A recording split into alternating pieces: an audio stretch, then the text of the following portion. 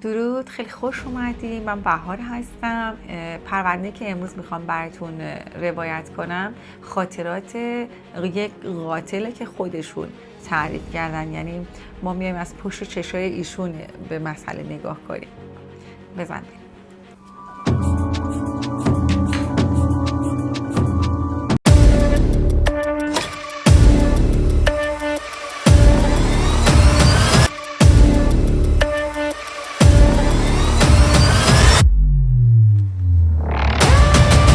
فقط 28 روز فرصت دارم تا پول دیه رو جور کنم. اگه نتونم حتما اعدامم میکنن.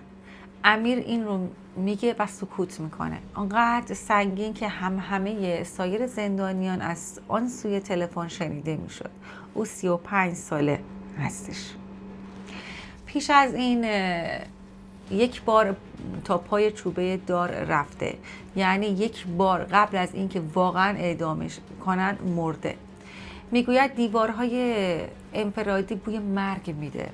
چند ساعت قبل از اجرای حکم گلویم خوش شده بود و نمیتونستم حتی چیزی بخورم.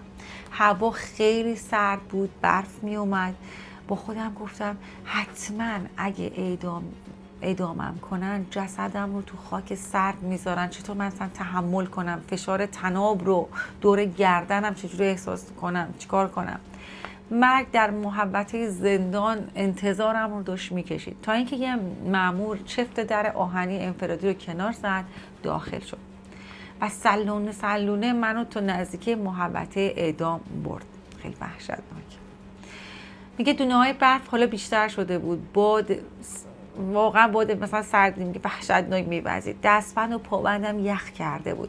2 مأمور در 2 طرف امیر ایستاده و منتظر دستور بودن تا وارد محوطه اعدام بشن. امیر در گذشته فرو رفته بود. اگر به همسرم شک نمی کردم، اگه من تا آخرین لحظه کار رو به پلیس واگذار می کردم یا اون روز تو محل قتل اصلا یعنی حاضر نمی شدم، چاقو نمی بردم و خیلی اگرهای دیگر داشت توی ذهنش برای خودش مرور می کرد.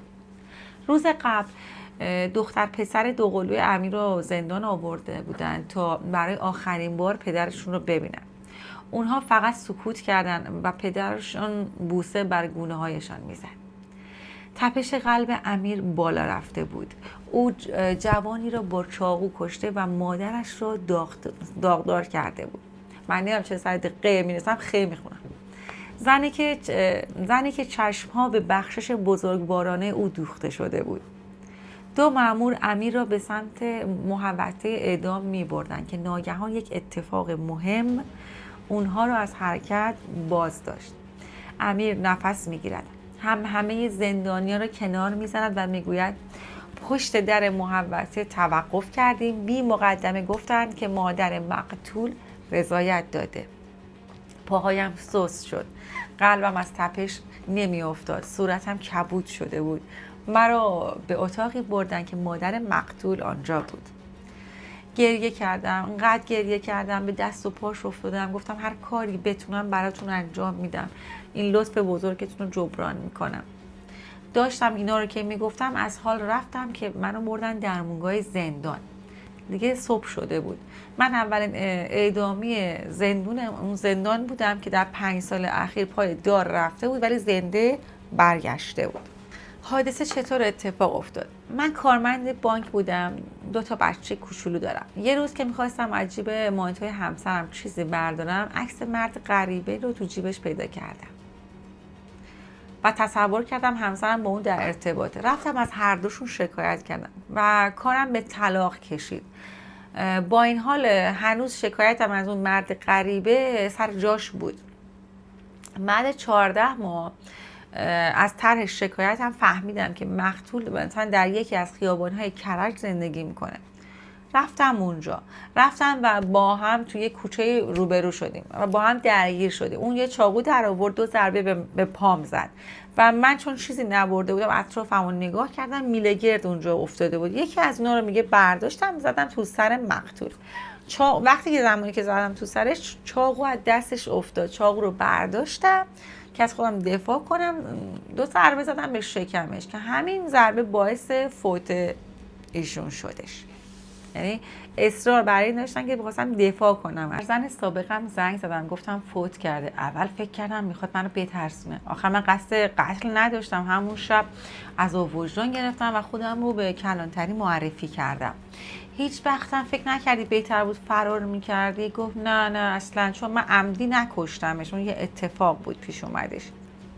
بعد چند ماه جلسه دادگاه برگزار شد که در اونجا من به قصاص محکوم شدم، چون تنها ولی دم این آقا مادرشون بودم و اصلا هیچ جور راضی نمی شدن. خلاصه با همکاری مددجویان و مشاوران و دوست و آشنا و ریش سفیده خلاصه تونستیم راضیشون کنیم که در قبال گرفتن 1 میلیارد که مثلا ایشون رضایت بده، که بعد من پول رو نداشتم 1 میلیارد که به 500 میلیون راضی شدن که اونم نداشتم بدم. آخر تونستم با کمک خیرین 350 میلیون جور کنن بدن که من بتونم بیام بیرون و اعدام نشم.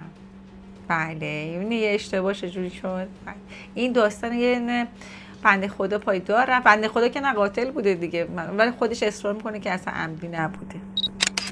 بچه من اصلا خیلی سختمه، این کار تازه شروع کردم، سعی میکنم تمرین میکنم روایتمو که بهتر تعریف کنم براتون. مرسی که من تحمل میکنین. گوله گیرم.